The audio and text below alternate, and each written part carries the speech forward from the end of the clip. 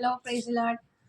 கர்த்தராகிய இயேசு கிறிஸ்துவின் நாமத்தினாலே இந்த இயேசுவினுடைய இந்த யூடியூப் சேனலுக்கு உங்கள் ஒருவரையும் வாழ்த்தி வரவேற்கிறேன். சாப்டராக வந்து மெடிடேட் பண்ண போகிறேன். இப்போது புதுசாக வந்து இதை மெடிடேட் பண்ணு அப்படின்னு சொல்லும் போது அப்போ புது புது விஷயங்களை வந்து நாங்கள் கற்றுக்கிட முடிஞ்சிச்சு. அதுபோல் நம்ம வந்து இந்த வீடியோவில் கூட அந்த மாதிரி ஒவ்வொரு புக்காக இப்போ பார்த்திங்கன்னா எஸ்தர், அப்புறம் ரூத் கதை, இதெல்லாம் தான் குட்டி குட்டி கதை. மற்றபடி வந்து இப்போ மோஸ்டே கதை எடுத்துக்கிட்டிங்கன்னா அது ஒரு பெரிய புக்கு தான். அதனால் அதை நம்ம கம்ப்ளீட் பண்ணுறதுக்கு நிறைய நேரங்களும் வேணும். அதனால் என்ன அப்படின்னா மெடிடேட் பண்ண போகிறோம் அப்படின்னா நிச்சயம் டைம் எடுக்கும். அதனால் கொஞ்சம் கொஞ்சம் சாப்டர்ஸாக நம்ம வந்து சேர்த்து வச்சு பார்க்க போகிறோம். இன்றைக்கி வந்து யாத்ராகமம் வந்து பற்றி பார்க்க போகிறோம். யாத்ராகமத்தோட ஃபுல் சாப்டருமே கிடையாது, அதில் குறிப்பிட்ட சாப்டர் வரைக்கும் நம்ம பார்க்க போகிறோம். முதல்ல யாத்ராகமம் 1வது அதிகாரம் வாசிப்போம். எகிப்துக்கு போன இஸ்ரவேலுடைய குமாரரின் நாமங்கள் ஆவன: ரூபன், சிமியோன், லேவி, யூதா, இசக்கார், செபுலோன், பென்யமின், தான், நப்தலி, காத், ஆசேர் என்பவைகளே. இவர்கள் யாக்கோபுடனே தங்கள் தங்கள் குடும்பத்தோடு கூட போனார்கள். யோசேப்போ அதற்கு முன்னமே எகிப்தில் போயிருந்தான். யாக்கோபின் கர்ப்பப்பிறப்பாகிய யாவரும் 70 பேர். யோசேப்பும் அவனுடைய சகோதரர் யாவரும் அந்த தலைமுறையார் எல்லாரும் மரணம் அடைந்தார்கள். இஸ்ரவேல் புத்திரர் மிகுதியும் பழுகி ஏராளமாய் பெருகி பலத்திருந்தார்கள். தேசம் அவர்களால் நிறைந்திருந்தது. யோசேப்பை அறியாத புதிய ராஜா ஒருவன் எகிப்தில் தோன்றினான்.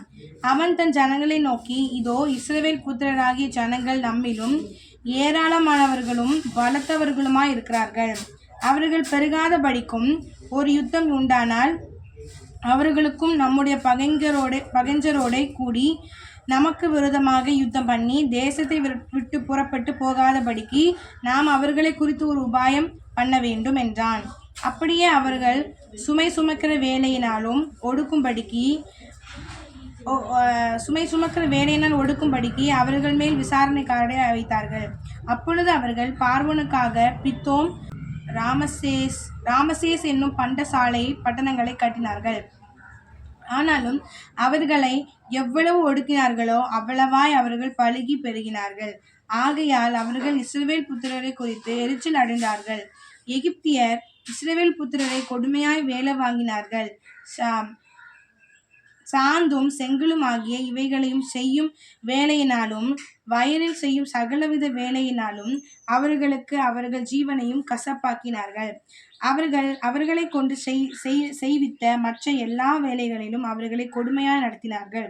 அதுமன்றி எகிப்தின் ராஜா சிப்ரால் பூவால் என்னும் பெயருடைய எபிரேய மருத்துவச்சிகளோடு பேசி, நீங்கள் எபிரேய ஸ்திரீகளுக்கு மருத்துவம் செய்யும் போது அவர்கள் மனையின் மேல் இருக்கையில் பார்த்து, ஆண் பிள்ளையானால் கொன்று போடுங்கள், பெண் பிள்ளையானால் உயிரோடு இருக்கட்டும் என்றார். மருத்துவச்சிகளோ தேவனுக்கு பயந்ததினால் எகிப்து ராஜா தங்களுக்கு இட்ட கட்டளையின்படி செய்யாமல் ஆண் பிள்ளைகளையும் உயிரோடே காப்பாற்றினார்கள். அதனால் எகிப்தின் ராஜா மருத்துவச்சிகளை அழைப்பித்து, நீங்கள் ஆண் பிள்ளைகளை உயிரோடே காப்பாற்றுகிற காரியம் என்ன என்று கேட்டான். அதற்கு மருத்துவச்சிகள் பார்வோனை நோக்கி, எபிரேய ஸ்திரீகள் எகிப்திய ஸ்திரீகளைப் போல அல்ல, அவர்கள் நல்ல பலம் உள்ளவர்கள். மருத்துவச்சி அவர்களிடத்திற்கு போகும் முன்னே அவர்கள் பிரசவித்தாகும் என்றார். இது நிமித்தம் தேவன் மருத்துவச்சிகளுக்கு நன்மை செய்தார். ஜனங்கள் பெருகி மிகவும் பழுத்து போனார்கள். மருத்துவச்சிகள் தேவனுக்கு பயந்ததினால் அவர்களுடைய குடும்பங்கள் தலைக்கும்படி செய்தார். அப்பொழுது பார்வோன் பிறக்கும் ஆண் பிள்ளைகளை எல்லாம் நதியிலே போட்டுவிடவும் பெண் பிள்ளைகளை எல்லாம் உயிரோடு வைக்கவும் தன் ஜனங்கள் எல்லாருக்கும் கட்டளை இட்டான். சரி, ஓகே, நம்ம வந்து ஒவ்வொரு சாப்டராக பார்ப்போம். முதல் சாப்டர் பொறுத்தவரையில் வந்து நம்ம எல்லாருக்குமே தெரிஞ்ச விஷயம் தான். யோசேப்பை வந்து முன்னாடி பார்வோனுக்கு, அதாவது எகிப்துக்கு கொண்டு போகப்படுவார். தம்முடைய திட்டத்தின்படி அவர் உயர்த்தணும் அப்படிங்கிறதுக்காக எகிப்துக்கு நம்ம யோசேப்பை கொண்டு போயிடுவாங்க. அதுக்கப்புறம் யாக்கோபு அவங்களுடைய அண்ணன்மார் இந்த பஞ்சத்தினால என்ன பண்ணுவாங்க, எகிப்துக்கு வருவாங்க. இந்த விஷயம் நடக்கும். ஆனால் நமக்கு இதில் என்ன போட்டிருக்கு பார்த்தீங்கன்னா, யோசேப்போட அந்த யாக்கோபோட வந்தவங்க எத்தனை பேர்னா 70 பேர் வந்து என்ன பண்ணாங்க, எகிப்துக்குள்ளே வந்தாங்க அப்படின்னு சொல்லி போடப்பட்டிருக்கு. சரிங்களா? இன்னொரு விஷயம் என்னன்னு பார்த்தீங்கன்னா, அதுக்கப்புறம் பார்வோனை தெரியாது, அதாவது யோசேப்பை பற்றி தெரியாத ஒரு பார்வோன் ராஜா ஒரு வராரு. அவர் என்ன பண்ணுறாரு அப்படின்னா, அதாவது எபிரேயர்கள் வந்து அவங்க ரொம்ப ஸ்ட்ராங்காக இருக்கிறாங்க, அது மட்டும் பலத்து இருக்கிறாங்க, ரொம்ப பெருகி இருக்கிறாங்க. ஸோ அவங்கள பார்த்து என்ன பண்ணுறாங்க, இப்போ பொறாமப்படுறாங்க.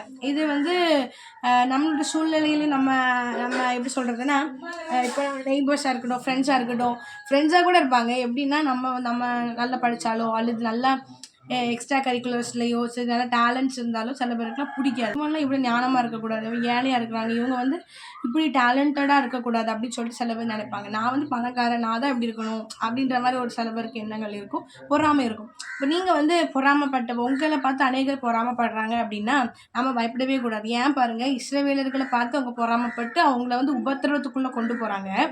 கொண்டு போனாலும் கூட கத்து சும்மா விட்டாரா? அதில் போட்டிருக்கு, ஆனாலும் அவர்களை எவ்வளவு ஒடுக்கினார்களோ அவ்வளவாய் அவர்கள் பழுகி பெருகினார்கள். இது வந்து ஒரு நல்ல விஷயம். ஆண்டவர் நீங்கள் அப்போ சந்தோஷப்படணும். நம்ம நெருக்கப்படுறோம், நம்ம வந்து ஒடுக்கப்படுறோம், நம்ம எதுவுமே பண்ணாமல் மற்றவங்களுக்கு துரோகமே பண்ணியிருக்க மாட்டோம், ஆனால் அவங்க நமக்கு துரோகம் பண்ணுவாங்க. அநேகர் அப்படி இருப்பாங்க. சரியா? நம்மளை பார்த்து பொறாமப்படுவாங்க, துரோகம் பண்ணுவாங்க. நம்ம எத்தனையோ விஷயத்துல விட்டு கொடுத்து போவோம், ஆனால் அவங்க என்ன பண்ண மாட்டாங்க, நம்ம நல்லது தான் பண்ணுவோம், நமக்கெல்லாம் தீமையாக செய்வாங்க. அப்போ நீங்கள் கவலையே படக்கூடாது. அவங்க உங்களை எவ்வளோ துன்பப்படுத்துகிறாங்களோ, எவ்வளோ நெருக்கிறாங்க, உங்களை எவ்வளோ எதிர்க்கிறாங்களோ அவ்வளோக்குள்ளே நீங்கள் பெருக போகிறீங்க, அவ்வளோக்குள்ளே கற்று உங்களை ஆஸ்வதிக்க போகிறாருன்னு அர்த்தம். அப்போ நீங்கள் அந்த நெருக்கத்தை குறித்து என்ன பண்ணணும், சந்தோஷத்தான் படணும். சரி, இப்படி பெருகினாங்க. அதே போல் என்ன அப்படின்னா, இதில் வந்து அவர் வந்து பார்வன் சொல்லிடுவார், இந்த மாதிரி ஆண் பிள்ளைங்களாம் கொண்டுருங்க அப்படின்னு சொல்லிட்டு மருத்துவச்சிகள்கிட்ட சொல்லுவாங்க, நர்ஸ் கிட்ட சொல்லுவாங்க, நர்ஸ் சொல்ல, டாக்டர் சொல்லலாம். சரி, இப்படி சொல்லும் போது என்ன ஆயிடுச்சு, அந்த மருத்துவச்சிகள் என்ன பண்ணிட்டாங்க, கர்த்தருக்கு பயந்ததுனால அவங்க என்ன பண்ணல, அந்த மாதிரி அந்த பிள்ளைங்களை எதுவுமே செய்யலை. ஆனால் என்ன சொல்கிறாங்க, எபிரேய ஸ்திரீகள் ரொம்ப பலசாலியாக இருக்கிறாங்க, நாங்கள் போகிறதுக்குள்ளேயே அவங்களுக்கு பிரசவம் ஆயிடுது அப்படின்னு மாதிரி சொல்கிறாங்க. அப்போ அதே போல் அப்போ பார்த்தீங்கன்னா இது இன்னொரு விஷயம் என்ன எடுக்கணும் அப்படின்னா, அந்த எபிரேய ஸ்திரீகள் இஸ்ரவேலர்கள் எப்படி இருந்திருக்காங்க, கர்த்தர் வந்து ரொம்ப ஸ்ட்ராங்காக வச்சுருக்காங்க. அப்போ நீங்கள் இதை சொல்லி கூட நம்ம ஜெபிக்கலாம், நமக்கு பலகீனம் ஏற்படுது அப்படின்னா நீங்கள் ஏசப்பா இஸ்ரவேலர்கள் எவ்வளோ ஸ்ட்ராங்காக இருந்திருக்கிறாங்க, அதே மாதிரி எங்களையும் அப்படி மாற்றுங்க அப்படின்னு சொல்லி ஜெபிக்கலாம். ஒரு பாயிண்ட். ரெண்டாவது என்ன விஷயம் அப்படின்னு பார்த்தீங்கன்னா, மருத்துவச்சிகள் கர்த்தருக்கு பயந்ததுனால உங்களுக்கு விரோதமாக அநேகரை தூண்டி விடலாம். இப்போ பார்த்தீங்கன்னா நமக்கு மொர்தெகாய் கதையில் கூட மொர்தெகாய்க்கு விரோதமாக ஆமான் வந்து என்ன பண்ணா, தூக்கு மரத்தை செஞ்சான். ஆனால் கர்த்தர் சும்மா விட்டாரா, ராஜாவோட தூக்கத்தை கெடுத்தார். அப்போ தேவன் வந்து உங்களுக்கு விரோதமாக யாரை எப்படி தூண்டி விட்டாலும் அங்கே என்ன ஆயிரும், கர்த்தர் அந்த சூழ்நிலையை மாற்றிடுவார். யார் உங்களுக்கு விரோதமாக தூக்கமாக செய்கிறாங்களோ, யார் உங்களுக்கு விரோதமாக குழி தோன்றாங்களோ அவங்களே என்ன பண்ணிடுவாங்க, அந்த குழியில் விழும்படி கர்த்தர் உங்களுக்கு உதவி செய்வார். அப்போ நம்ம என்ன செய்யணும் அப்படின்னு பார்த்தீங்கன்னா, கர்த்தரை தேடணும். ஏன்னா இப்போ கர்த்தர் வந்து இவர்களை உயர்த்துறாரு, நெருக்கத்தை பார்த்து மட்டும் உயர்த்துற தேவன் மட்டும் கிடையாது. நீங்கள் கர்த்தர் தேடினா தான் அவர் என்ன பண்ணுவார், நிச்சயம் உங்களை உயர்ந்த ஸ்தானத்தில் இருக்கும்போது செய்வார். ஓகே, இந்த முதல் சாப்டரில் இந்த விஷயம் தான் இருக்குது. இப்போ வந்து நம்ம ஹீரோ இப்போ தான் பறக்கவே போகிறாரு. மோசே வந்து பறக்க பற்றின சாப்டர் வாசிப்போம். லேவியோட குடும்பத்தாரில் ஒருவன் லேவின் குமார்த்திகளில் ஒருத்தியை விவாகம் பண்ணினான். அந்த ஸ்ரீ கர்ப்பவதியாகி ஒரு ஆண் பிள்ளையை பெற்று அது அழகுள்ளது என்று கண்டு அதை 3 மாதம் ஒளித்து வைத்தாள். அவள் அதை அப்புறம் ஒளித்து வைக்க கூடாமல் ஒரு நாணற் பெட்டியில எடுத்து அதற்கு பிசினும் கீழும் பூசி அதிலே பிள்ளையை வளர்த்தி நதியோரமாய் நாணலுக்குள்ளே வைத்தாள். அதற்கு என்ன சம்பவிக்கும் என்பதை அறியும்படி அதன் தமக்கை தூரத்திலே நின்று கொண்டிருந்தாள். அப்பொழுது பார்வோனுடைய குமாரத்தி நதியில் ஸ்நானம் பண்ண வந்தாள். அவளுடைய தாதிகள் நதியோரத்தில் உலாவினார்கள். அவள் நாணலுக்குள்ளே இருக்கிற பெட்டியை கண்டு தன் தாதியை அனுப்பி அதை கொண்டு வரும்படி செய்தாள். அதை திறந்தபோது பிள்ளையை கண்டாள். பிள்ளை அழுதது. அவள் அதன் மேல் இரக்கமுற்று, இது எபிரேய பிள்ளைகளில் ஒன்று என்றாள். அப்பொழுது அதன் தமக்கை பார்வோனின் குமாரத்தை நோக்கி, உமக்கு இந்த பிள்ளையை வளர்க்கும்படி எபிரேய ஸ்திரீகளில் பால் கொடுக்கிற ஒருத்தியை நான் போய் உம்மிடத்தில் அழைத்து கொண்டு வரட்டுமா என்றாள். அதற்கு பார்வோனுடைய குமாரத்தை அழைத்து கொண்டு வா என்றாள். இந்த பெண் போய் பிள்ளையின் தாயை அழைத்து கொண்டு வந்தார். பார்வோனுடைய குமாரத்தி அவரை நோக்கி, நீ இந்த பிள்ளையை எடுத்து கொண்டு போய் அதை எனக்கு வளர்த்திடு, நான் உனக்கு சம்பளம் கொடுக்கிறேன் என்றார். அந்த ஸ்ரீ பிள்ளையை எடுத்து கொண்டு போய் அதை வளர்த்தார். பிள்ளை பெரிதான போது அவள் அதை பார்வோனுடைய குமாரத்தி இடத்திற்கு கொண்டு போய் விட்டார். அவளுக்கு அவன் குமாரனானான். அவள் அவனை ஜலத்திலிருந்து எடுத்தேன் என்று சொல்லி அவனுக்கு மோசே என்று பெயரிட்டார். மோசே பெரியவனான காலத்தில் அவன் தன் சகோதரத்திற்கு போய் அவர்கள் சுமை சுமக்கிறதை பார்த்து தன் சகோதரர் ஆகிய எபிரேயரில் ஒருவனை ஒரு எகிப்தியன் அடிக்கிறதை கண்டு அங்கு இங்கும் பார்த்து ஒருவனும் இல்லை என்று அறிந்து எகிப்தியனை வெட்டி அவனை மணலிலே புதைத்து போட்டான். அவன் மறுநாளில் வெளியே போன போது எபிரேய மனுஷர் இருவர் சண்டை பண்ணி கொண்டிருந்தார்கள். அப்பொழுது அவன் அநியாயம் செய்கிறவனை நோக்கி, நீ உன் தோழனை அடிக்கிறது என்ன என்று கேட்டான். அதற்கு அவன், எங்கள் மேல் உன்னை அதிகாரியாகவும் நியாயாதிபதியாகவும் ஏற்படுத்தினவன் யார்? நீர் எகிப்தியனை கொன்று போட்டது போல என்னையும் கொன்று போட நினைக்கிறாயோ என்றான். அப்பொழுது மோசே காரியம் நிச்சயமாக வெளிப்பட்டது என்று பயந்தான். பார்வோன் அந்த காரியத்தை கேள்விப்பட்ட போது மோசே கொலை செய்ய வகை தேடினான். மோசே இடத்திலிருந்து தப்பி ஓடி மீதியான் தேசத்தில் போய் தங்கி ஒரு துறவண்டியிலே உட்கார்ந்திருந்தான். மீதியான் தேசத்து ஆசாரியனுக்கு 7 குமாரத்திகள் இருந்தார்கள். அவர்கள் தங்கள் தகப்பனுடைய ஆடுகளுக்கு தண்ணீர் காட்டும்படிக்கு அங்கே வந்து தண்ணீர் மொண்டு தொட்டிகளை நிரப்பினார்கள். அப்பொழுது மேய்ப்பர்கள் வந்து அவர்களை துரத்தினார்கள். மோசே எழுந்திருந்து அவர்களுக்கு துணை நின்று அவர்களுடைய ஆடுகளுக்கு தண்ணீர் காட்டினான். அவர்கள் தங்கள் தகப்பனாகிய ரெகுவேல் இடத்தில் வந்தபோது அவன், நீங்கள் இன்று இத்தனை சீக்கிரமாய் வந்தது என்ன என்று கேட்டான். அதற்கு அவர்கள், எகிப்தியன் ஒருவன் மெய்ப்பரின் கைகளுக்கு எங்களை தப்பு வைத்து எங்களுக்கு தண்ணீர் மொண்டு கொடுத்து ஆடுகளுக்கும் தண்ணீர் காட்டினான் என்றான். அப்பொழுது அவன் தன் குமாரத்திகளை பார்த்து, அவன் எங்கே? அந்த மனிதனை நீங்கள் விட்டு வந்தது என்ன? போஜனம் பண்ணும்படிக்கு அவனை அழைத்து கொண்டு வாருங்கள் என்றான். மோசே அந்த மனிதனிடத்திற்கு தங்கியிருக்க சம்மதித்தான். அவன் சிப்போராள் என்னும் குமாரத்தியை மோசேக்கு கொடுத்தான். அவள் ஒரு குமாரனை பெற்றாள். நான் அந்நிய தேசத்தில் பரதேசியா இருக்கிற என சொல்லி அவனுக்கு கெர்சோம் என்று பெயரிட்டான். சில காலம் சென்ற பின்பு எகிப்தின் ராஜா மரித்தான். இஸ்ரவேல் புத்திரர் அடிமைத்தனத்தினால் தவித்து முறையிட்டு கொண்டிருந்தார்கள். அவர்கள் அடிமைத்தனத்திலிருந்து முறையிடும் சத்தம் தேவ சந்நிதியில் எட்டினது. தேவன் அவர்கள் பெருமூச்சை கேட்டு தாம் ஆபிரகாமோடு ஈசாக்கோடும் யாக்கோபோடும் செய்த உடன்படிக்கையை நினைவு கூர்ந்தார். தேவன் இஸ்ரவேல் புத்திரரை கண்ணோக்கினார். தேவன் அவர்களை நினைத்தருளினார். ஓகே, இது வந்து செகண்ட் சாப்டர். இந்த செகண்ட் சாப்டரில் இதில் நம்ம மோசையை பற்றி பார்க்கலாம். ஆக்சுவலி மோசையோட அம்மா இப்போ ஊழியம் அப்படிங்கிறது பல விதம், அப்படி தானே? ஊழியங்கிறது பல விதம். இதில் மோசையோடைய அம்மாவோட ஊழியத்தை பார்க்கலாம். எப்படின்னா, இப்போ மோசே ஒரு பெரிய ஊழியக்காரர், பெரிய தீர்க்கதரிசி. இப்போ இவரை காப்பாற்றணும் அப்படிங்கிறது தான் மோசையோட அம்மாவோட ஊழியம். அவங்க ஒரு பெரிய ஊழியக்காரங்களோ மயக்க பிடிச்சி ஊழியம் செய்கிறதோ இல்லை, பல லட்சம் ஜனங்கள் நடத்தலை. ஆனால் மோசையை உயிரோடு காப்பாற்றுற ஊழியத்தை அவங்க செஞ்சாங்க. அதே போல் தான் இப்போ நம்மளும் நினைக்கிறோம், ஏசப்பாக்காக பயன்படணும் அப்படின்னா பெருசாக மயக்க பிடிச்சி ஒரு பெரிய ஸ்டேஜில் மயக்க பிடிச்சி நல்லா வாஷிப் பண்ணுறது மாத்திரம்தான் எனது கிடையாது, ஊழியம் கிடையாது. உங்கள் மேலே கர்த்தர் என்ன அழைப்பு வச்சிருக்கிறாரு அப்படி அதை நிறைவேற்றுறது ஒரு ஊழியம் தான். இப்போ மோசையோட அம்மாவோட ஊழியம் ஒரு சங்களவு தான். நம்ம சொல்லுவோம்ல, நம்ம கர்த்தர் நம்மளை என்ன பாத்திரமா பயன்படுத்தணும், நீங்கள் ஒரு பெரிய பாத்திரமா பயன்படணும். இப்போ மோசே ஒரு பெரிய பாத்திரம், ஆனால் மோசையோட அம்மா ஒரு சின்ன பாத்திரம் தான். ஏன்? மோசையை மாத்திரம் தான் அவங்க காப்பாற்றுறது, அந்த நாண பெட்டியில் வச்சு அவங்கள காப்பாற்றுறது மட்டும் தான் அவங்களோட வேலையாக இருந்துச்சு, தவிர்த்து அவங்க வேற எந்த ஊழியமும் செய்யலை. அப்போது இதே மாதிரி தான் நம்ம அவங்களுக்கு ஒவ்வொரு ஊழியங்களை கற்றுக் கொடுத்துருக்குறாரு. அந்த ஊழியத்தை செய்கிறதுக்கு நம்ம என்ன பண்ணணும், அது கற்றுக்கிட்ட முதல்ல கேட்கணும். ஏசப்பா என்ன திட்டம் என்ன கொடுத்துருக்குது, என்ன சித்தம் என்ன கொடுத்து இருக்குது அப்படிங்கிறது அவர்கிட்ட விசாரித்தாதான் நம்ம சிந்தையில் ஒரு விஷயமாக வச்சுட்டு ஓட முடியும். அதனால் கற்றுக்கிட்ட முதல்ல என்ன கேட்கணும், ஏசப்பா என்ன கொடுத்து என்ன பரலோக திட்டம், என்ன கொடுத்து என்ன பரலோக தரிசனம், அதை செய்ய நான் ஆசைப்படுறேன், விருப்பப்படுறேன், என்னோட பேசுங்கன்னு சொல்லி கேட்கும்போது ஆண்டவங்களோட பேசுவேன். பார்த்தீங்கன்னா இங்கே மோசே கர்த்தர் அழகாக காப்பாற்றுவார். பார்த்தீங்கன்னா எங்கே போனால் அவருக்கு பாதுகாப்போ, ஆண் பிள்ளைங்களாம் கொல்ல சொல்லிட்டாங்க. இப்போ இந்த இது ஞாபகம் வரும்போது நான் சின்ன வயசில் எப்படி அப்படின்ற விஷயம் எனக்கு ஞாபகம் வருது. என்ன அப்படின்னா, நான் எங்கள் அம்மாவோட வயிற்றில் இருக்கிறது எங்கள் அம்மாவுக்கு தெரியாது. ஆனால் அந்த டைமில் என்ன கர்த்தர் எப்படி நான் அழியாமல் ஏசப்பா காப்பாற்றினார் அப்படின்றத சொல்ல வரேன். அது மாதிரி மோசையும் கூட அழிக்கிறதுக்கு திட்டமிட்டாங்க, நான் கர்த்தர் எப்படி காப்பாற்றினார் அதை சொல்ல வரேன், சரிங்களா? அப்போ என்னாச்சுன்னா, நான் வயிற்றில் இருக்கிறது எங்கள் அம்மாவுக்கு தெரியாதான். அப்போ ஏதோ எங்கள் அத்தைக்கு ஸ்கேன் தலையில் எம்ஆர்ஐ ஸ்கேன் எடுக்கணும்னு சொல்லிட்டு ஹாஸ்பிட்டல் போயிருக்காங்க. அப்போது என்னென்னா, அந்த ஸ்கேன் எடுக்கும்போது எவ்வளோ ரேஸ் ஏதோ வரும், ரேடியேஷன்ஸ்லாம் வரும் சொல்லுவாங்க. அதனால எத்தனையோ கருமுட்டைகளை அதை அழிச்சிடும் அப்படின்ற மாதிரி அந்த நர்ஸ் சொல்லியிருக்கிறாங்க. அவங்க திடீர்னு அந்த நர்ஸ் கேட்டிருக்காங்க, நீங்கள் ப்ரெக்னெண்ட்டாக இருந்தீங்கன்னா கொஞ்சம் வெளியே நின்றுக்கோங்க அப்படின்னு சொல்லியிருக்காங்க. ஆனால் எங்கள் அம்மாவுக்கு தெரியாது, எங்கள் அம்மா வயிற்றுல குழந்தை, அதாவது நான் இருக்கிறேன் அப்படின்ற விஷயம் எங்கள் அம்மாவுக்கு தெரியாது. ஆனால் இவங்க என்ன திடீர்னு இப்படி சொல்கிறாங்க, இல்லை வயிற்றுல இருக்கிறது தெரியாது. அதனால எங்கள் அம்மா சொல்லிட்டாங்க, நான் ப்ரெக்னெண்ட்டாலாம் இல்லை, நான் நின்றுக்கிறேன் அப்படின்ற மாதிரி சொல்லிட்டாங்க. சொன்னதும் சொல்லி அப்படியாச்சு. ஆனால் அந்த நர்ஸ் என்ன சொன்னாங்கன்னா, இல்லை நீங்கள் பரவாயில்ல, நீங்கள் வெளியே நின்றுக்கோங்க அப்படின்னு சொல்லி அவங்க வற்புறுத்தி எங்கள் அம்மா வெளியே கொண்டு வந்து விட்டாங்க. ஆக்சுவலி அவங்க உள்ளே இருந்தாங்கன்னா அந்த குழந்தை அதாவது நான் அழிஞ்சு போயிருப்பேன்.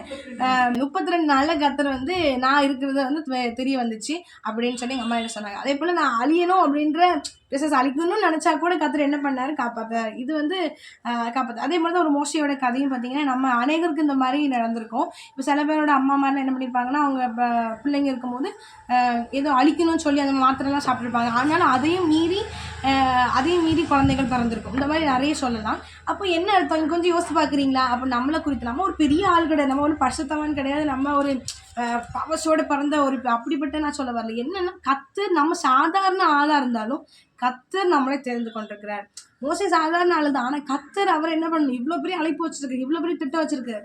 அதே போல் நம்மளையும் குறித்து கர்த்தர் ஏதோ ஒரு விஷயம் வச்சிருக்காரு. சாதாரண விஷயமா கூட இருக்கலாம். கர்த்தருக்காக நம்ம ஏதோ செய்யணும் அப்படிங்கிறதுக்காக தான் கர்த்தர் நம்மளை இன்னும் உயிரோட வச்சிருக்கேன். நம்ம எப்போவோ சாகணும், எப்போவோ அழிஞ்சு போகணும், எப்போவோ இதை கலைஞ்சு போகணும் அப்படின்னு வச்சுருந்த அப்படியே பிசாசு கூட எத்தனைச்சான், எப்படி பார்வன்னு எத்தனைச்சான் அதே மாதிரி. ஆனால் கர்த்தர் நம்மளை என்ன பண்ணிருக்காரு, மீட்டெடுத்து நம்மளை காப்பாற்றி வச்சிருக்கோம். அப்போ நீங்கள் யோசிச்சு பார்க்கணும், ஏன் நம்ம இன்னும் உயிரோடு இருக்கோம், ஏன் இத்தனை முறையில் என்னை அழிக்க திட்டமிட்டானே, ஆனாலும் கூட கர்த்தர் உயிரோடு வச்சிருக்காருன்னா ஏதோ பரலோக வரைபடம் இருக்குது, என்னது அப்படின்னு சொல்லி அவர்கிட்ட கேட்கணும். இந்த உலக காரியங்களை மாத்திரமே நம்ம யோசித்து அதை மாத்திரமே செய்கிறது மட்டும் இல்லாமல் அது செஞ்சாலும் கூட, அதாவது இப்போ நம்ம படிக்கிறது, வேலை பார்க்குறது, இதோ ஓகே தான், அதையோட சேர்த்து நம்ம என்ன பண்ணணும், கர்த்தரையும் கர்த்தருடைய வாக்கையும். கர்த்தரைனா ஒவ்வொரு கிறிஸ்தவனுக்கும் ஒவ்வொரு வேலைகள் கொடுக்கப்படும்.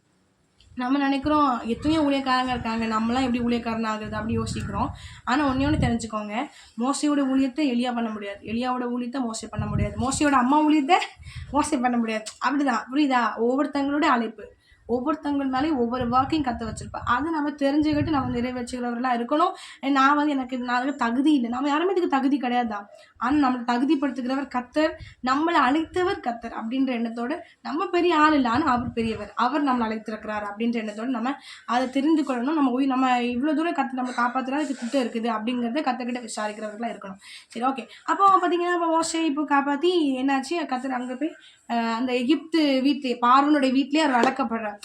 இந்த மாதிரி நமக்கு நிறைய டைம் நடந்திருக்கும். அதாவது நமக்கு இப்போ அதான் மொர்தெகாய் கதை மாதிரி தான், நமக்கு ஆபத்து வரும்னு சொல்லி பிசாசு இந்த விஷயத்தை கொண்டு வருவான். கடைசியில் அது எப்படி ஆகும், தலைக்கு நமக்கு நன்மையாக போய் முடிஞ்சிடும்.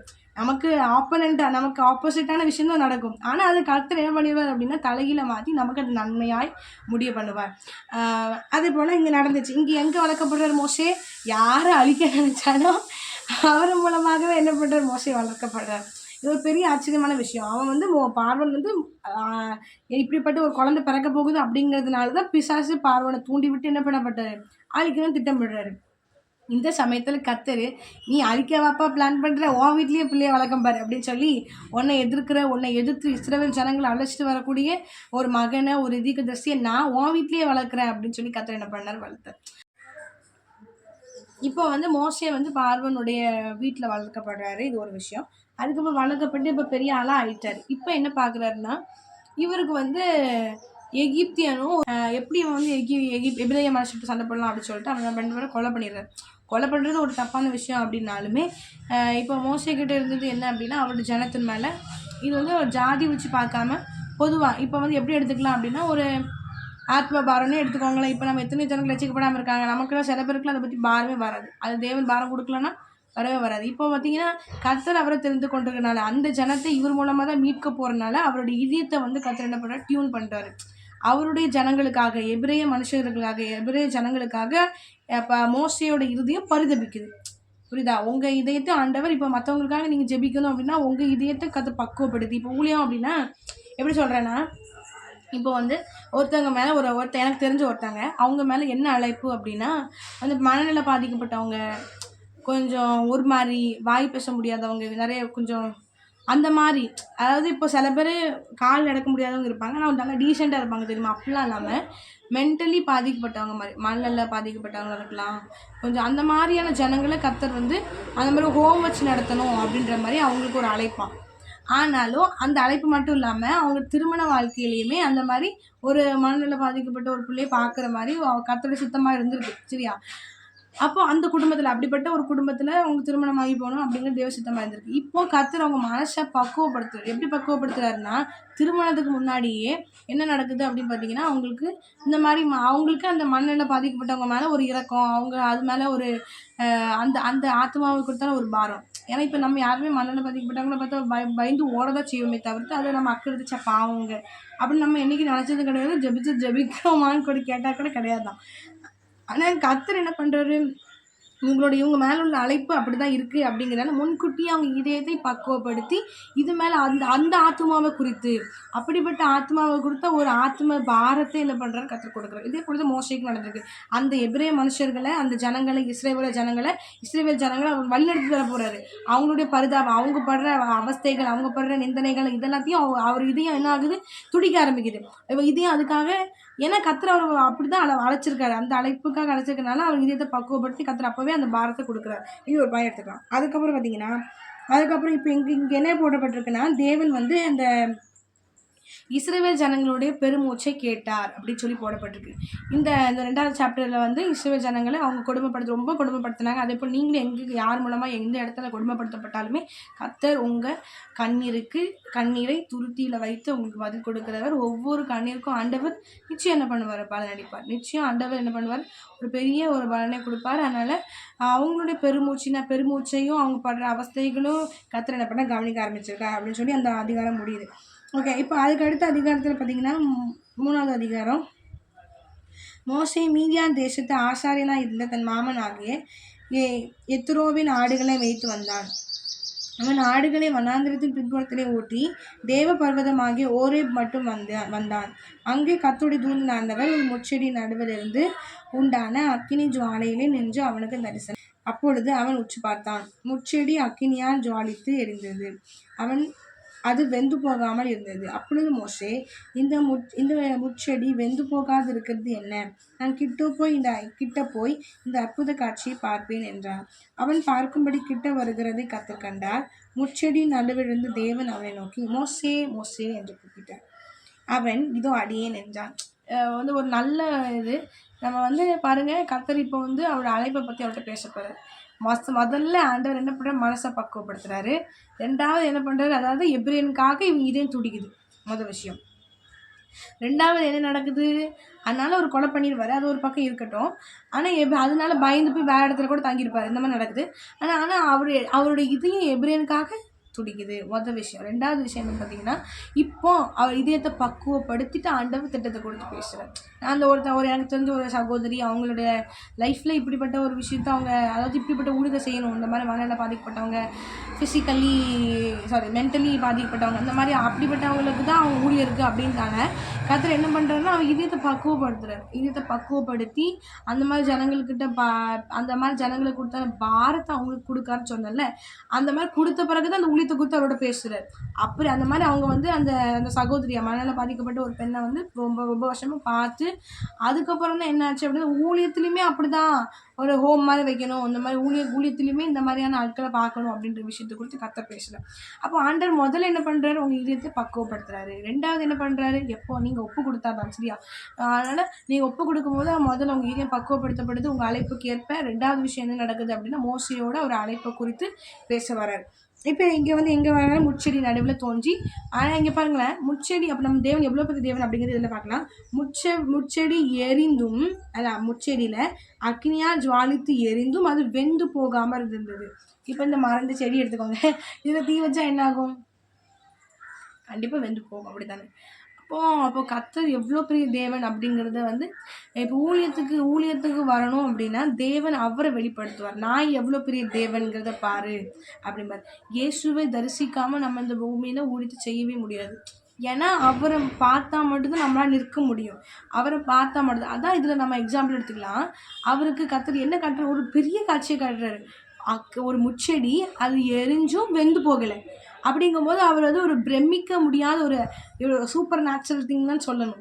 அப்போ அப்படிப்பட்ட விஷயத்தை காண்பிக்கும் போது அவருக்குள்ள என்ன ஆகும், இவ்வளோ பெரிய தேவனை அரதிக்கமா, இவ்வளோ பெரிய தேவனுக்காக நம்ம ஊழியம் செய்ய போகிறோமா, அப்போ அவர் பார்த்துப்பாரு அப்படின்ற ஒரு தைரியம் நமக்குள்ளே வரும். அப்போ அதுதான் இப்போ எப்படி எடுத்துக்கலாம் அப்படின்னு பார்த்தீங்கன்னா, ஏசப்பா நம்ம ஊழியத்துக்கு அழைக்கும் போது நான் எவ்வளோ பெரிய தேவன் பாரு, நான் எவ்வளோ பெரிய தேவன் அப்படிங்கிறது நினைவு கூறுன்னு சொல்லிட்டு கர்த்தர் அவர் நம்மக்கிட்ட வெளிப்படுத்தி அவரை தரிசித்தா மட்டும்தான் நம்மளால் என்ன பண்ண முடியும் அப்படின்னா, நம்ம அழைப்பில் நிற்க முடியும், ஊழியம் செய்யறதுக்கான ஒரு தைரியம் வர ஆரம்பிக்கும். ஓகே, இங்கே இப்போ வந்து அவர் கிட்ட போய் பார்க்க இந்த மாதிரி விஷயங்கள் நடக்குது. அப்போ கர்த்தர் மோசே மோசே என்று கூப்பிட்டார். இதுக்கப்புறம் தெரியும் என்ன நடக்கும். அவர் வந்து பாதரட்சி கலட்டுன்னு சொல்லி கலைச்சி போடு, நீ நிற்கிற பூமி நிற்கிறத பரிசுத்த பூமி அப்படின்னு சொல்கிறாரு. அதுக்கப்புறம் பார்த்தீங்கன்னா, நான் ஆபிரகாமின் தேவனும் ஈசாக்கின் தேவனும் யாக்கோபின் தேவனுமாக உன் பிதாக்களோட தேவனாக இருக்கிறேன் என்றார். மோசே தேவனை நோக்கி பார்க்க பயந்ததினால் தன் முகத்தை மூடிக்கொண்டான். நான் சொன்னேன்ல, தேவனை தரிசிக்காம ஊழியம் செய்ய முடியாது. இப்போ இங்கே மோசேக்கு கர்த்தர் என்ன பண்ணுறாரு, அவர் இயேசுவை தரிசிக்கிறார். அப்படி தரிசிக்கிறது மூலமாக தான் மோசையோட அழைப்பு ஒரு பெரிய அழைப்பு. ஆனால் தேவனை தரிசிக்காமல் அதை செய்ய முடியாது, தெய்வ சத்தம் கேட்காம அதை நிறைவேற்ற முடியாது. அவர் இயேசு இருந்தால் தான் அதை செய்ய முடியாது. எவ்வளோ பெரிய எவ்வளோ ஊழியனாலே யார் அவசியம். இப்போ அநேக ஊழியங்கள் இருக்குன்னா, இப்போ எப்படி செய்கிறாங்கன்னா, நம்ம சுயமாக சில பேர் இருக்கிறாங்க, சுயமாக அவங்களே நோட்டீஸ் தெருவா போய் கொடுக்குறாங்க. தேவன் சொல்லாமல் நம்ம செஞ்சோம்னா நிச்சயம் பிசாசு உங்களே தாக்கும். தேவன் சொல்லாமல் நீங்கள் எந்த வீட்டிலையும் போய் ஜோம் பண்ணீங்கன்னா கண்டிப்பாக தாக்கும். அதே மாதிரி தேவன் சொல்லாமல் நோட்டீஸ் எங்கேயும் போய் கொடுத்தீங்கன்னா, தேவன் சொல்லாமல் ட்ராக்ஸ் கொடுக்குறது, தெய்வன் சொல்கிறதுக்கு நம்ம காத்திருக்கணும். ஊழிய அழைப்பு இருக்கணும். அது அநேகர் மூலமாக தீர்க்கதரிசி மூலமாக பேசுவார், ரைட்டு தான், அது அக்செப்டட் பாயிண்ட் தான். ஆனால் கூட நீங்கள் முதல்ல தெரிஞ்சுக்கணுமே, என் மேலே உள்ள தரிசனம் என்னங்கிறத தெரிஞ்சுக்கணும்ல. கர்த்தர் இங்கே மோசங்கிட்ட பேசுகிறாரு, அதுக்கு முன்னாடி ஆளுக்கு முந்தி போய் அவர் ஊழியம் செய்யலை. அப்போ இப்போ பார்த்தீங்கன்னா, இப்போ ஊழியக்காரன் நம்மளை மதிக்கணும் அப்படிங்கிறதுக்காக அநேகர் என்ன பண்ணுறாங்க, ஊழியம் சொல்லிட்டு தேவன் சொல்லாத ஊழியங்களை செய்கிறாங்க. தேவன் சொல்லாத ஊழியங்களை செஞ்சால் நீங்கள் நிற்கவே முடியாது. அவங்களால என்ன பண்ண முடியாது, நிற்கவே முடியாது. எனக்கு தெரிஞ்ச ஒரு பிரபலமான ஒரு ஊழியக்காரர் சரிங்களா, ஒரு தீர்க்கதரிசி. அவர் வந்து இப்போ ஒரு ஏரியா, அந்த ஏரியாக்குள்ள போய் நம்ம ஜெபம் பண்ணுவோம், நம்ம இந்த ஜனங்களுக்காக ஒரு ஜெபம் பண்ணுவோம் அப்படின்னு சொல்லிட்டு, அங்கே வந்து ஒரு மோசமான ஜனங்கள், பாவம் நிறைஞ்ச ஜனங்கள் இருக்கிற ஏரியாவும். அப்போ இவர் வந்து ஏசப்பா கிட்ட கேட்காம அவராக தன்னால் சுயமாக ஆலோசனை பண்ணி அந்த ஏரியாக்குள்ளே நான் போய் ப்ரேயர் வாக் பண்ண போகிறேன், அங்கே போய் நான் ப்ரேயர் வாக் பண்ணி என்ன பண்ண, அந்த ஜனங்கள் ரட்சிக்கப்படணும் அப்படிங்கிறதுக்காக ஜெபிக்க போகிறேன், அந்த ஜனங்களை அந்த பாவத்தின் ஆவி, அந்த பாவத்தை தூண்டுகிற அந்த மாதிரி அந்த ஆவிகளை கட்டி ஜெபிக்க போகிறேன்னு சொல்லிட்டு இப்படி அவர் வந்து போகிறதுக்கு நினச்சார். இப்போ ஏசப்பா அவர்கிட்ட பேசுகிறாரு.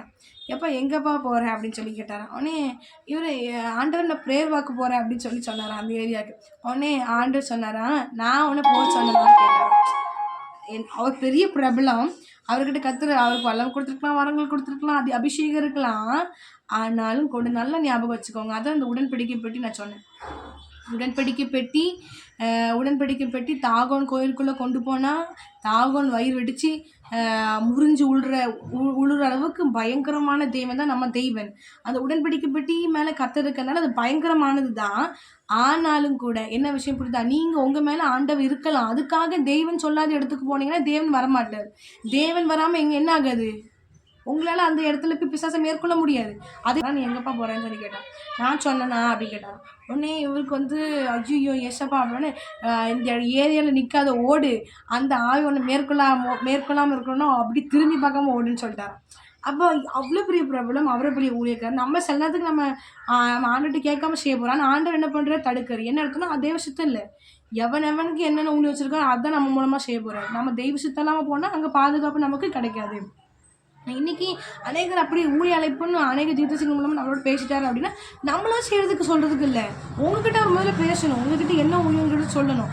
அது வரைக்கும் நீங்கள் தெய்வ சமூகத்தில் காத்திருக்காம நம்ம இஷ்டப்படி அந்த ஊழியம் போனேன், கிராம ஊழியம் போனேன், இந்த ஊழியம் போனேன், சுய இஷ்டத்தின்படி போனீங்கன்னா பாதுகாப்பு கிடையாது, ஊழியத்தில் அவங்களால நிற்கவும் முடியாது. ஓகே, அது மாத்திரம் இல்லாமல் இங்கே பார்த்தீங்கன்னா தொடர்ந்து நம்ம வாசிப்போம். இங்கே கர்த்தர் சொல்கிறார், ஊழியத்தை பற்றி பேசுகிறார் பாருங்க. ஈசாக்கின் தேவனும் சரி, அப்பொழுது கர்த்தர் எகிப்தில் இருக்கிற என் ஜனத்தின் உபத்திரவத்தை நான் பார்த்து ஆலோட்டிகளின் நிமித்தம் அவர்கள் இடுகிற கூக்குரலை கேட்டேன்.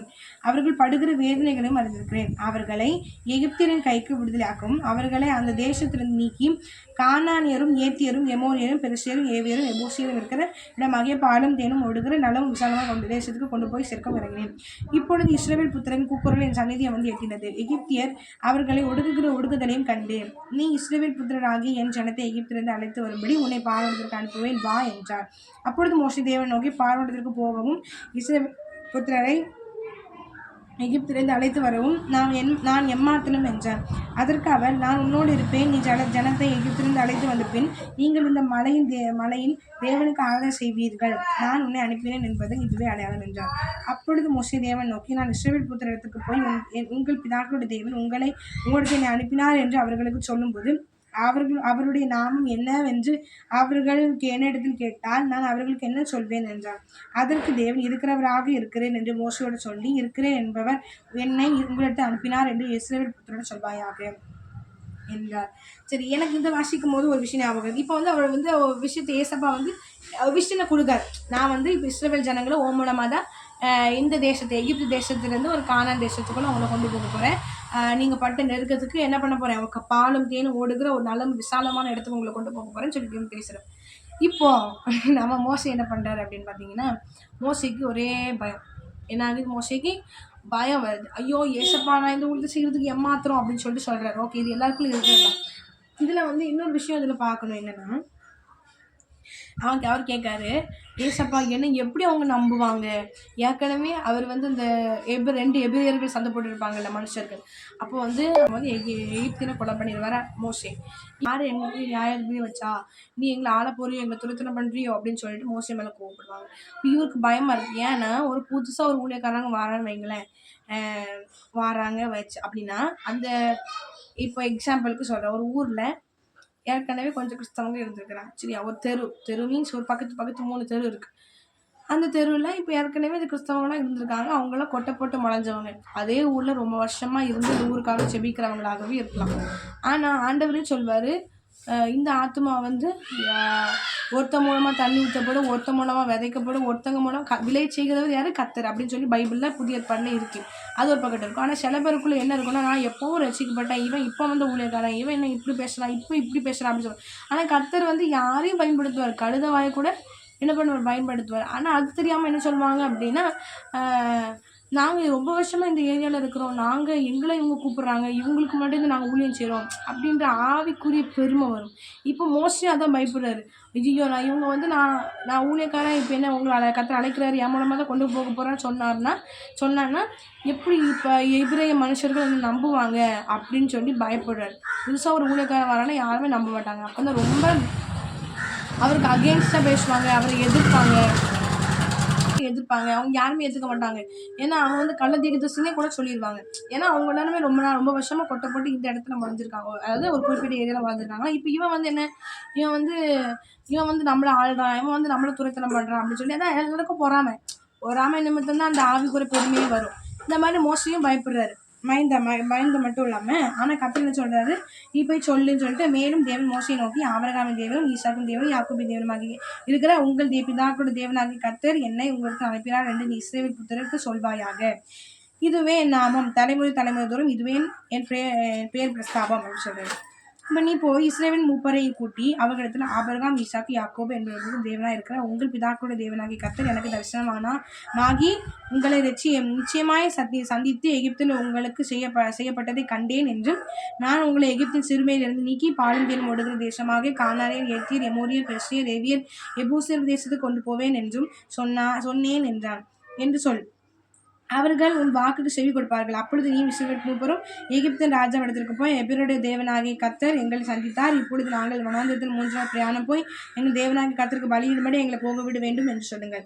அப்பொழுது எகிப்தின் ராஜா கை வல்லமை கண்டால் ஒழிய உங்களை போக விடான் என்று நான் அறிவேன். ஆகையால் நான் என் கையை நீட்டி எகிப்தின் நடுவே நான் செய்யும் சகலவித அற்புதங்களினாலும் அதை வாதிப்பேன். அதற்கு பின் அவன் உங்களை போக விடுவான். அப்பொழுது இந்த ஜனங்களுக்கு எகிப்தியரின் கண்களுக்கும் எகிப்தின் கண்களில் தயவு கிடைக்க பண்ணுவேன் நீங்கள் போகும்போது வெறுமையாய் போவதில்லை. ஒவ்வொரு ஸ்திரீயும் தன் தன் அடையாளத்திற்கு தன் தன் வீட்டில் தங்குகிற இடத்திற்கும் வெள்ளியுடைமைகளையும் பொன்னுடைமைகளையும் வஸ்திரங்களை கேட்டு வாங்குவாள்.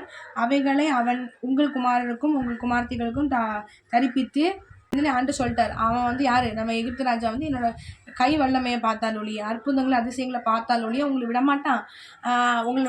ஆனால் வந்து நீங்கள் எப்படி போவீங்க? அந்த இடத்த விட்டு போகும்போது என்ன சொல்லுவாருன்னா, ஆபிரகாமுக்கே அது வாக்கு கொடுப்பாரு. பொண்ணும் பொருளோட அந்த இடத்த விட்டு கிளம்புவாங்க அப்படின்னு. ஒன்று வந்து பார்வனுடைய இதயம் கடினப்படுறதுக்கான காரணம் வந்து ஏன் பொண்ணும் பொருளோடு கிளம்புவதுக்காக. இன்னொன்று இஸ்ரவேல் ஜனங்களுமே இப்போ அவங்க அந்த இஸ்ரவேல் ஜனங்களுமே தேவன் பெரியவர் அப்படிங்கிறது கண்டுகொள்வதற்காகவும், எகிப்தியரும் என்ன பண்ணி இஸ்ரவேலுடைய தேவன் நிச்சயம் பெரியவர் அப்படிங்கிறது கண்டுகொள்வதற்காக தான் தேவன் என்ன பண்ணார், அவங்க இதயத்தை கடினப்படுத்துறார் அப்படிங்கிறது இருக்கும். சரி, இதுலேயே சொல்லிட்டாரு. அவர் வந்து முன்கூட்டியே சொல்லிட்டார், உன்னை விடமாட்டான், என்னோட கை வல்லமையே அற்புதம் அதிசயங்களை பார்த்து தான் உங்களை எகிப்தன் விடுவான். நீங்கள் எப்படி வருவீங்க? பொருளோட வருவீங்க அப்படின்னு சொல்லியாச்சு. இப்போ இங்கே வந்து மோசையை பார்த்தீங்கன்னா, அப்பொழுது மோசையை அவர்கள் என்ன நம்பார்கள். திருப்பி சொல்கிறாரு, ஏன் வாக்குக்கு செவி கொடுக்க மாட்டாங்க அப்படின்னு சொல்கிறார் கர்த்தர். அப்போ வந்து இதில் பார்த்தீங்கன்னா நம்ம 4வது அதிகாரத்தில் வந்து மோசையை வந்து திருப்பி என்ன சொல்கிறாரு, ஏன்னா அவங்க நம்ப மாட்டாங்க அப்படின்னு சொன்ன உடனே கர்த்தர் வந்து அப்போ 2 அடையாளத்தை செய்கிறது சொல்லுவாங்க. ஒன்று வந்து என்ன செய்வார், கோலை வந்து கீழே போடுவார். அதை நம்ம பார்ப்போம். கர்த்தர் மோசையை நோக்கி ஒரு கையை நீட்டி அதில் சரியா கர்த்தர் அவனை நோக்கி உன் கையில் இருக்கிறது என்ன என்றார். ஒரு கோல் என்றார். அதை தரையில போடு என்றார். அவன் அதை தரையில போட்ட போது அது சர்ப்பமாயிற்று. மோசே அதற்கு விலகி ஓடினான். அப்பொழுது கர்த்தர் மோசையை நோக்கி உன் கையை நீட்டி அதன் வாளை பிடி என்றார். அவன் தன் கையை நீட்டி அதை பிடித்த போது அது அவன் கையில் கோல் ஆயிற்று. இது ஒரு பெரிய அற்புதத்தை காட்டி இஸ்ரவேல் ஜனங்கள் அப்பதான் நம்புவாங்க அப்படின்ற மாதிரி அவர் சொல்லி நடக்குது. அதுக்கடுத்து நடக்குது, ஆபிரகாமின் தேவனும் ஈசாக்கின் தேவனும் யாக்கோபின் தேவனுமாய் இருக்கும் நாங்கள் இருக்கிற தங்கள் பிதாக்களின் தேவனாகிய கர்த்தர் உங்களுக்கு தரிசனமானதை அவர்கள் நம்புவதற்கு இதுவே அடையாளம் என்றார்.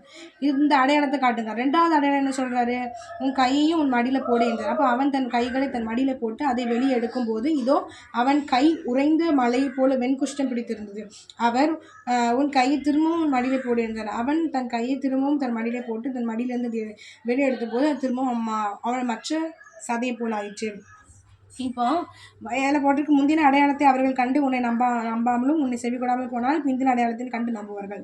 இவ்விரண்டு அடையாளங்களை அவர்கள் நம்பாமலும் உன் வாக்குக்கு செவி கொடாமலும் இருப்பார்களானால் அப்பொழுது நதி தண்ணீரை மொண்டு நிலத்தில் ஊற்றுவாயாக. நதியில் மொண்ட தண்ணீர் வெட்டாந்தரை இரத்தமாகும் என்றார். அப்பொழுது மோசே கர்த்தருக்கு நோக்கி திருப்பியும் அதுக்கு வரோம். இப்போ பார்த்தீங்கன்னா இதில் எப்படி எடுத்துக்கலாம், இந்த மாதிரி எப்படி எடுத்துக்கலாம் அப்படின்னு பார்த்தீங்கன்னா, கர்த்தர் நமக்கு வந்து ஒரு ஊழியத்தை குறித்து பேசுகிறாருன்னு வைங்க. ஒன்று என்னன்னா காத்திருக்கணும். ஊழியத்துக்கு வர்றதுக்கு முன்னாடி என்ன விஷயம்னா, நமக்கு வந்து எந்த ஒரு விஷயத்தையுமே கர்த்தர் நம்மகிட்ட பேசுகிறாருன்னா உறுதிப்படுத்தி அது கர்த்தர் நமக்கு தரிசனமாகி அடையாளங்களை கேட்கறது மூலம் நம்ம உறுதிப்படுத்தினா தான் நம்ம என்ன பண்ண முடியும், அது கர்த்தர் சொன்னால் தான் நம்மளால அது நிறைவேறும். இப்போ எப்படின்னா, இந்த கூட்டத்தை நடத்த இல்லை இந்த ஏரியாவுக்கு போய் சுவிசேஷத்தை சொல்லுன்னு சொல்கிறாருன்னா அது தேவன் தான் சொல்கிறாரா அப்படிங்கிறத நான் ஏற்கனவே சொன்னேன். தேவன் சொல்லாமல் நம்ம செஞ்சால் நமக்கு என்ன, அது பிசாசு போராடுவான். இதே மாதிரி எனக்கு ஒரு சிஸ்டர், அவங்க ஊழியம் செய்கிறவங்க தான். அவங்க என்ன பண்ணிட்டாங்கன்னா, ஒருத்தங்க மூலமாக தீர்க்கதரிசனம் அவங்களும் கனவு, அந்த சிஸ்டர் வந்து கனவு கண்டிருக்காங்க ஒன்று. 2வது வந்து கிராம ஊழியம் போகிற மாதிரி இன்னொரு தீர்க்கதரிசி மூலமாக அந்த இன்னொரு தீர்க்கதரிசி மூலமாக இவ்வளோ தீர்க்கதரிசனம் வெளிப்பட்டிருக்கு. அதாவது நீங்கள் இந்த கிராம ஊழியம் பண்ணுங்கன்னு சொல்லிட்டு ஒரு ஊழியக்கார சகோதரிக்கிட்ட சரின்னு சொல்லிட்டு இவங்க அவங்ககிட்ட பேசணுங்கிறதுக்காக அவங்க வெயிட் பண்ணவும் இல்லை, கேட்கவும் இல்லை. அவங்க பாட்டில் என்ன பண்ணிட்டாங்க, இந்த கிராம ஊழியத்துக்கு போயிட்டாங்க. கிராம ஊழியத்துக்கு போனால் அந்த ஏரியாக்குள்ளே போய் நின்னாலே அவங்க கால் வழியாக பிசாசு ஏறுறது தெரியுமா. அதாவது இப்போ இயேசு கிறிஸ்துவும் இப்படி தான் இறங்குவார். பிசாசு எப்படி இறங்குவான், கால் வழியாக இறங்குவான். இப்போ இந்த மாதிரி ஒவ்வொரு ஏரியாவுக்கு போகும்போது என்ன ஆச்சுன்னா, அவங்களுக்கு கால் வழியாக பேய் ஏறது அவங்க உணர்ந்தாங்க. ஏன் இப்படி போராடுது, நம்ம ஊழியத்துக்கு தான் வந்திருக்கோம் அப்படின்ற கேள்வி அவங்களுக்கு வர ஆரம்பிச்சுட்டு ரொம்ப உடம்பு சரியில்லாமல் ரொம்ப பாதிக்கப்பட்டு அப்புறம் ஒரு ஊழியை கண்டிச்சோம் போது அவர் சொல்லியிருக்கா, நீங்கள் தெய்வ சித்தலாத ஊழியம் செஞ்சுட்ருக்கீங்க, உங்களை சுற்றில ஆயிரக்கணக்கான பிசாசுகள் சூழ்ந்துருக்குது அப்படின்னு சொன்னாராம். அங்கே என்ன நடந்துச்சு, அவங்க தெய்வத்தைன்னு கேட்கல. ஒரு வேளை கனவு வந்திருக்கலாம். எல்லா கனவும் தெய்வம் கொடுக்குற கனவுன்னு சொல்ல முடியாது. ஆனால் 2வது விஷயம் அதே போல் இப்போ அதை சொன்னேன், ஊழியத்தை குறித்து மற்றவங்க மூலமாக அவங்கக்கிட்ட பேசினாலும் கூட நீங்கள் ஆண்டவர்கிட்ட கேட்கணும். ஏசப்பா இது நீங்கள் தான் பேசுகிறீங்களா, என்னோட பேசுங்க, எனக்கு அடையாளத்தை தாங்க அப்படின்னு சொல்லி அடையாளத்தை கேட்டு தான் நம்ம செய்யணும் அப்படின்ற கருத்தை இந்த சாப்டரில் இந்த விஷயத்தில் நம்ம பார்க்கலாம். 2வது விஷயம் என்ன நடக்கும் பார்த்தீங்கன்னா, அதுக்கப்புறம் இப்போ மோசே மறுபடியும் சொல்கிறாரு. இப்போ அவங்க வந்து எப்படின்னு பார்த்தீங்கன்னா, எங்கள் அம்மாவுக்கிட்ட வந்து ஏசப்பா வந்து எங்கள் அம்மா வந்து ஒரு ஊழிய தூத்துக்குடியில் நாங்கள் முதல்ல இருந்தோம்.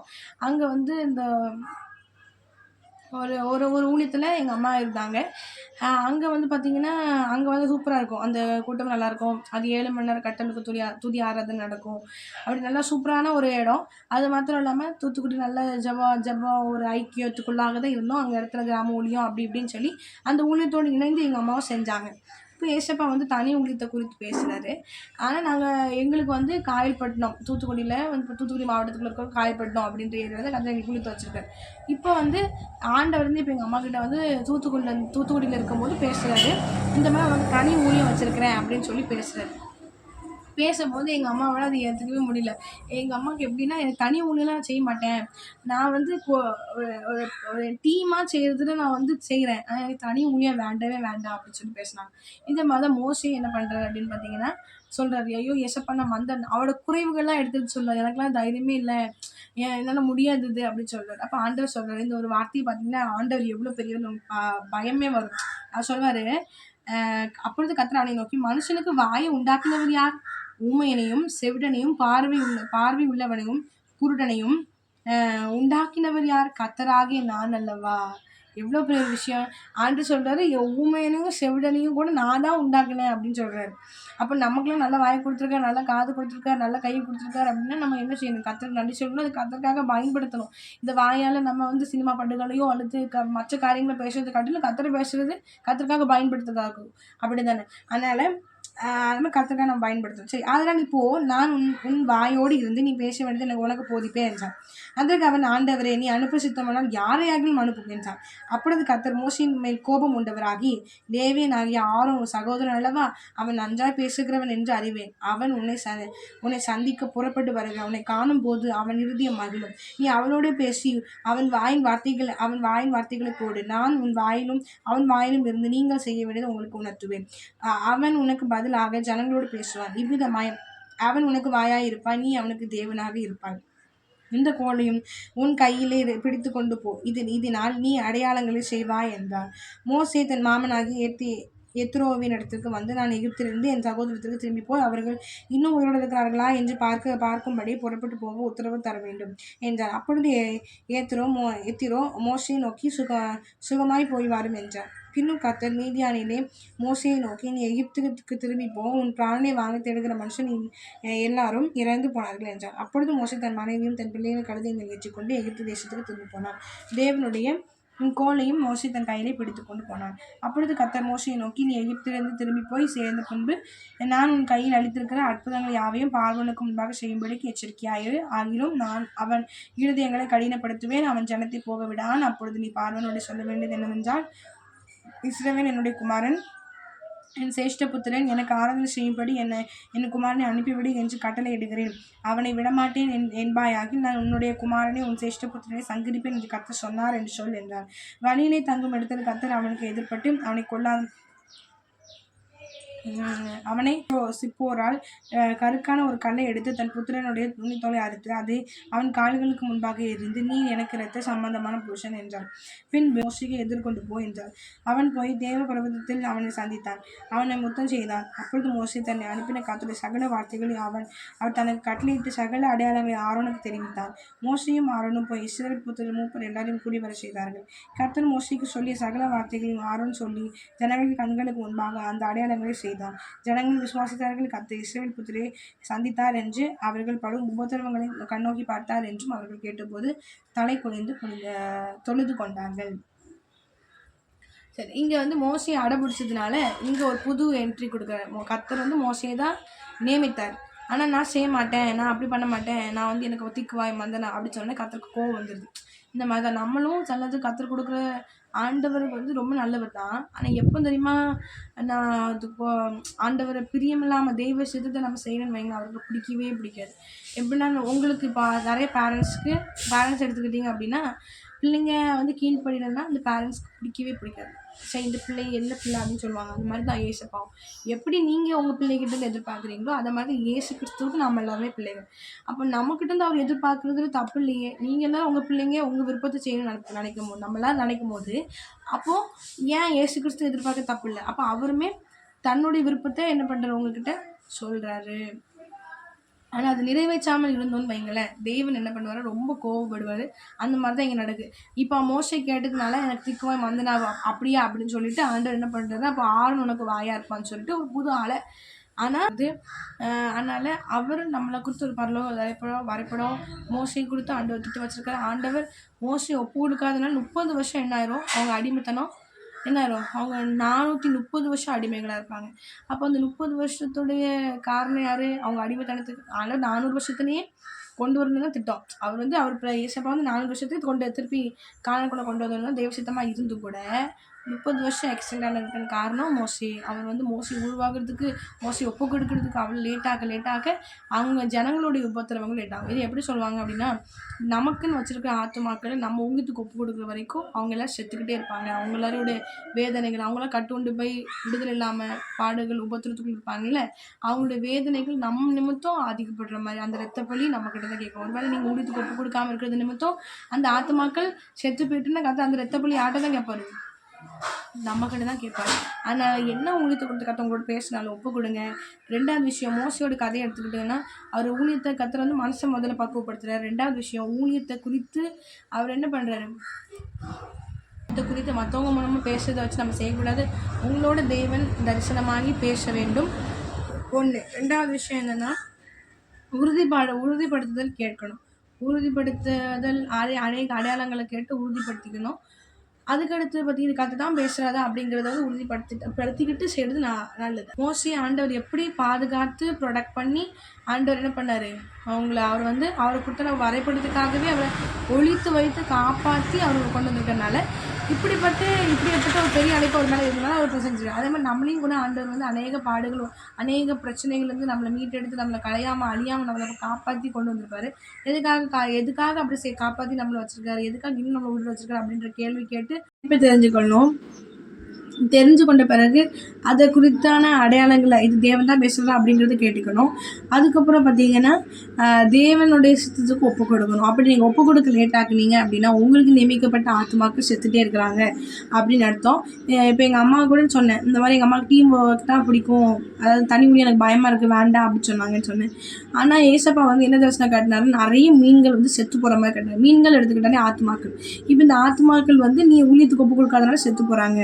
அது ஏற்கனவே சொன்னேன், மோஸ்ட்லியோடைய அவங்களுக்கு கத்தர் நிச்சயம் ஒரு ஆத்மாக்கள் நியமிச்சிருப்பாரு, சரிங்களா? ஆனால் இத்தனை ஊழியக்காரங்கள் இருக்காங்க, நம்ம எதுக்கு ஊழியம் செய்யணும் அப்படின்ற கேள்விகள் எடுப்பாதீங்க. யார் மூலமாக கத்தர் உங்கள் மூலமாக ரசிக்கணும்னு நினச்ச ஆத்மாக்களை உங்கள் மூலமாக தான் ரசிப்பார்.